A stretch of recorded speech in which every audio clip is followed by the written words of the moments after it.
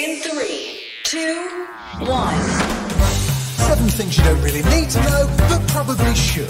I'm Jamie East, and this is the Sunday 7. In today's episode, we find out why the UK and Ireland are being battered by storms, what happens in the brain at the moment of death, and what the post-pandemic years will mean for mental health. But first, it was on this week in 1953 that the structure of DNA was first discovered by James Watson. Ever since, we've been inching closer to understanding the secrets of life.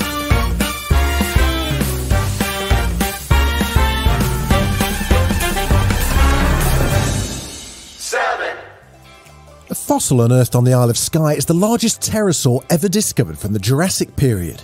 It's the skeleton of a pterosaur. So one of those pterodactyls, those reptiles that were flying around back when the dinosaurs were living.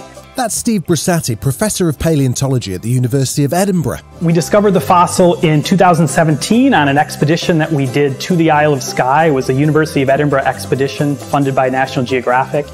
It's a new species. We call it Yark-Skianach. That's a Scottish Gaelic name, and that pays homage to where it was found here in Scotland on the Isle of Skye. Pterosaurs are the largest flying vertebrates and the first ever to take to the skies.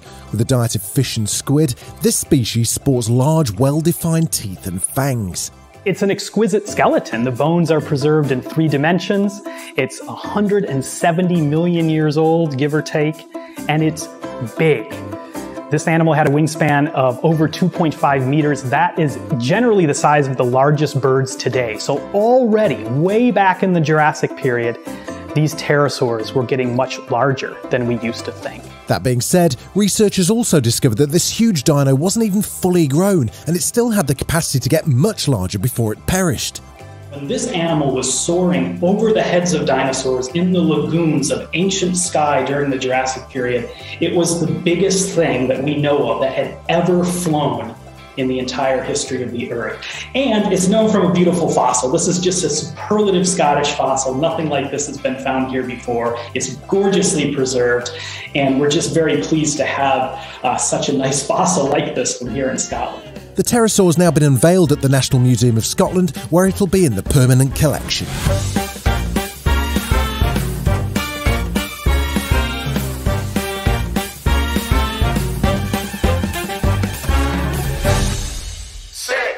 Come rain or shine, the weather's long been the go-to topic of conversation, and these past few weeks have been no exception. Sweeping through Ireland and the UK, Dudley, Eunice and Franklin have quickly become household names, and they've got us thinking, what's going on with the weather these days? To find out, we caught up with Sue Gray, a professor in the Department of Meteorology at the University of Reading.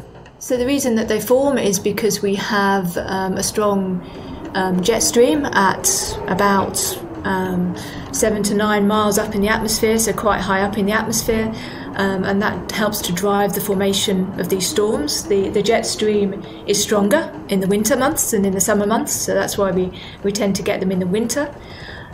We also see quite often what we call clustering of storms, which is where we get one storm after the other, as we've had in the past week or so, and that's very, very common over our part of the world, so the eastern side of the North Atlantic, and it occurs partly because when you've got a strong jet stream, you've got a driving force to develop a series of storms in a sequence, and they of course get directed towards Europe.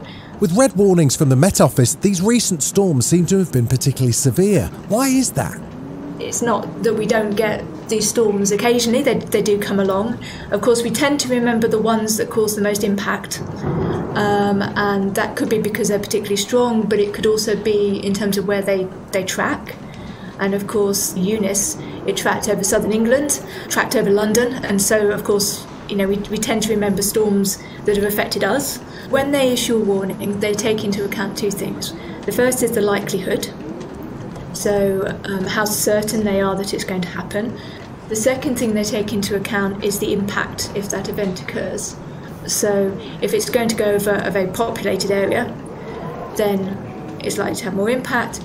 It's also likely to have more impact if it's occurring over southern England than if it's occurring over northern Scotland. So that is also taken into consideration. Exactly where you might make the decision between, say, a yellow or an amber or red warning will depend a little bit on where you are in the UK. Eunice and her pals have already caused some considerable damage. Can we expect more of this type of weather in years to come? This is the question that people want answering, of course. I think at the moment, given the data we've got, there's not a clear signal. As we go further ahead, you obviously use climate models to look into this. And the latest sort of big international assessment of the state of the science is suggesting that there's some confidence that as we go towards the end of this century, that we've got more storms likely to occur over northern and western Europe. And there's some indication that we might get more of this clustering of storms, so one storm after the other. So there is some evidence that storms might become more severe, particularly these sort of windstorm-like storms where we get strong winds, and there's quite strong evidence that we're going to get more heavy precipitation associated with storms when they occur. So yes, there is some confidence that storms will become more impactful as we go forward in time. Of course, whether or not we see those impacts depends on exactly where the storms go. If they pass north of Scotland, we won't see them in the UK. And that is a big part of the uncertainty. Still to come on the Sunday 7, what happens in the brain at the moment of death and the long-term impact of COVID-19 on mental health.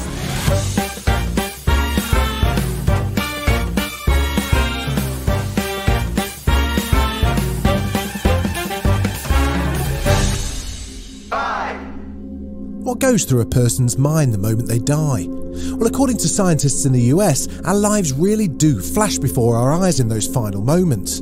This comes after neuroscientists accidentally made the first ever recording of a dying brain.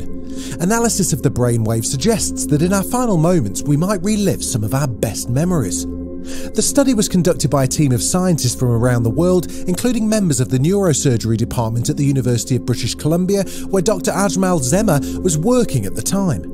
He spoke to the BBC about the experience and how this discovery came to be. This was actually totally by chance. We did not plan to do this experiment or record these signals. We had a patient who suffered what we call a subdural hematoma, so a bleed between the skull and the skin of the brain. So we operated on this patient, removed the bleed, and 3 days he was doing quite well. 3 days afterwards, he started having seizures. So we went and applied an EEG, an electroencephalogram, to record the brain activity to treat this patient's seizures.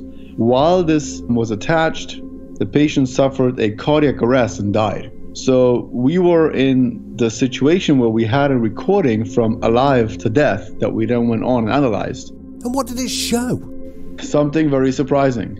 In a normal human being, when we do high cognitive tasks like concentrating, dreaming, meditating, recalling memories, we have brain waves in certain patterns and certain frequencies that go up or down, and they modulate their activities to let us experience those things. So what we observe is the similar patterns that occur in the brain when you do these tasks like dreaming, memory recall, or meditation, for example. These exact same patterns occur just before the patient died. And more surprisingly so, for the first 15 seconds after the blood supply to the brain was stopped, so after the heart stopped beating, blood to the brain, we see a change in these oscillations as well. So what does that mean? Could the patient have been seeing something as they were dying? I would divide it in 3 ways. One is the pure scientific interpretation of the data, the metaphysical and philosophical interpretation of the data, and the spiritual interpretation. The only thing I can say for certain is there is a correlation of these patterns of oscillations happening just before we die and after we die that are similar to the ones that occur during high cognitive tasks. There's colleagues of ours who did a study in rats where they experimentally induced cardiac arrest, and they see very similar responses to what we see in the human. On the philosophical side, this could possibly be a last recall of memories that we've experienced in life, and they replay through our brain in the last seconds before we die, and even to what is determined death. when do we die? Is it when the heart stops? Is it after the heart stops? That is also a medical question that we may have opened the door for discussion on that end. So when do you start with organ donation? Do you do that when the heart stops beating, or do you do that maybe 15 seconds after that because the patient is still having replay? We don't know.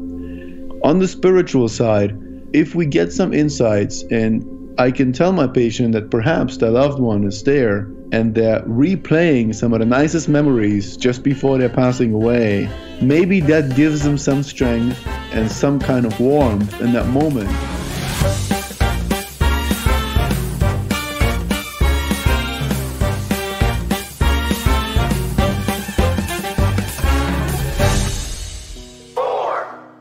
This week, all remaining legal COVID restrictions have been removed in England nearly 2 years after they were introduced. At this time, over 18 million people in the UK have tested positive for the virus since the start of the pandemic. While many of these people recovered and are leading normal, healthy lives, a new study from the United States has found that COVID survivors have increased risks of mental health disorders. Dr. Ziyad Al-Aly from the VA St. Louis healthcare system was the lead researcher, and he explained to Bloomberg the long-term health and societal impact this could have. Specifically, the mental health disorders we see across the board: anxiety, depression, we see sleep problem, neurocognitive decline, opioid use disorders. It's really across the board. Even people who did not get hospitalized are also exhibiting increased risk of mental health disorders. So that's really also important, because that's really the majority of people with COVID-19 in the US, in Australia, in the UK, globally. So what are the policy implications? What needs to be done to support the thousands of people who are likely to be affected? And we definitely need to pay attention to the acute effects of COVID, but really we also need to start shifting our framework a little bit of mind and prepare for the aftermath of all of this. The virus that's causing this pandemic, SARS-CoV-2, is actually now capable of producing long-term consequences on a scale that we have never seen before in mental health disorders and also other disorders. And we've seen cardiovascular disease and other disorders. It produces a myriad abnormalities that will stick with people for a lifetime and have really long-term ramifications on their ability to rejoin the workforce, be able to contribute to economy and their quality of life, and also arguably life expectancy.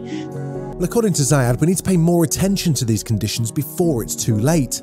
Maybe, COVID will become endemic, but there are millions of people around the world with mental health problems, with heart problems, with kidney problems, as a result of COVID. Those people will need care for decades. And I think that public health authorities in governments and health systems around the world should really start paying attention before it's too late to the aftermath of the pandemic, to the long-term consequences that the pandemic is causing. Still to come on the Sunday 7, how one company's getting old tyres back on the road and how the brain perceives singing. Right after this. You're listening to the Sunday 7. Follow us for your weekday news espresso, or even try our Ireland edition. It's in all the usual places.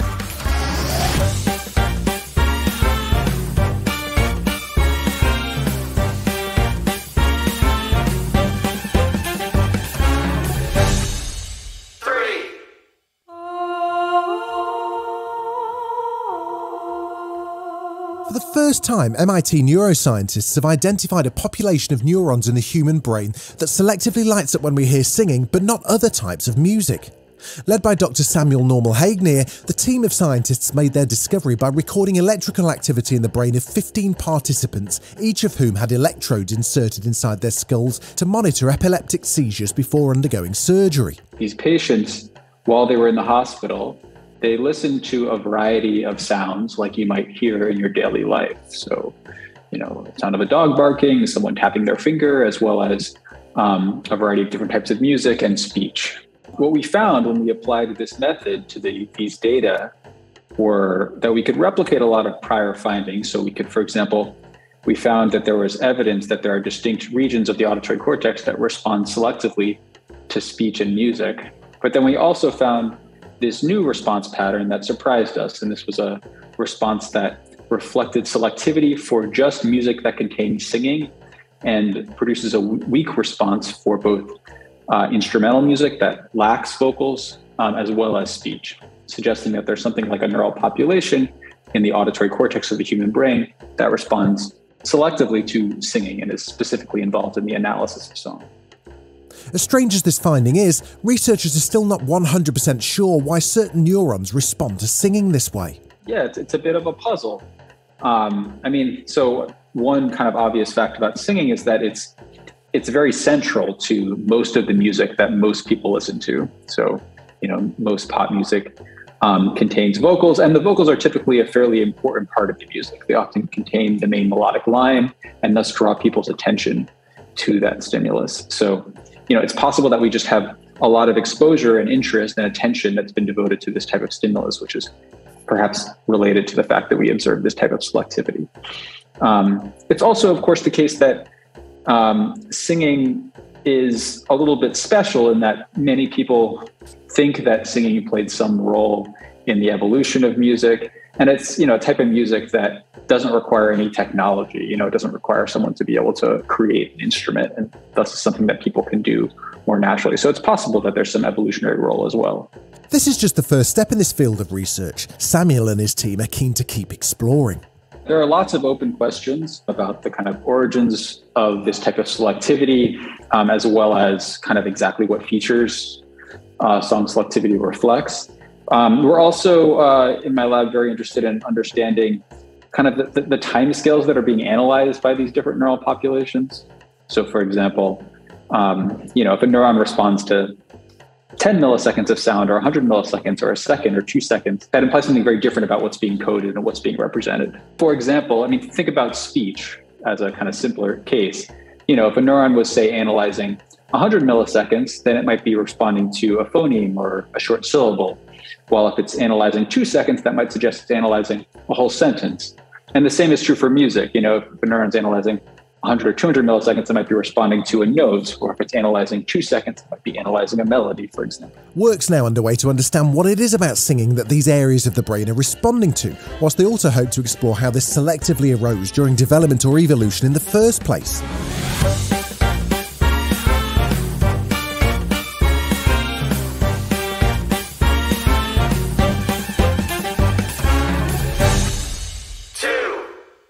They say one man's trash is another man's treasure, and in Zambia, one clever company is turning piles of old tyres into liquid gold. Mulenga, chief executive of the Central African Renewable Energy Corporation, says they're cleaning up the environment by converting waste into energy. These old tyres are getting back on the road in the form of fuel. And the positive contribution is that the gas that we are producing, the petrol that we are producing, the diesel that we are producing is of a much, much lower cost, or the production cost is so much lower than the normal diesel and petrol that you're getting from your filling stations. He says they're currently processing 1.5 tonnes of tyre waste, which also includes plastic containers, to make 600 to 700 litres of diesel and gasoline per day. Now that's hardly enough to make a dent in Zambia's mountains of rubbish or its $1.5 billion annual fuel import bill, but energy analyst Johnson Chikwanda says any initiative that reduces import dependence ought to be supported. It is lessening the burden on looking for forex, because if you are going to be looking for $1.4 billion United States dollars every year, then you can understand why the Zambian kwacha is constantly under pressure. Mulenga's company is now seeking investment of $60 million to raise output to 400 tonnes of diesel, 125 tonnes of petrol and 30 tonnes of liquefied petroleum gas, all at half the cost of imported fuel. However, just how green is a project like this? The process involves burning waste rubber and plastic and mixing it with a catalyst. From a climate change perspective, this takes a lot of energy and the product still releases CO2 when burned. That being said, waste management remains a problem in Zambia, and as people still continue to use fuel, its supporters say this is better that it comes from recycled waste.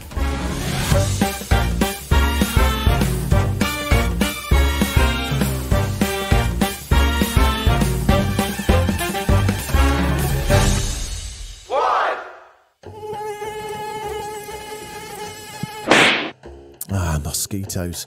They might be smarter than we think, and that could make getting rid of them and the diseases they carry even more difficult, according to new research.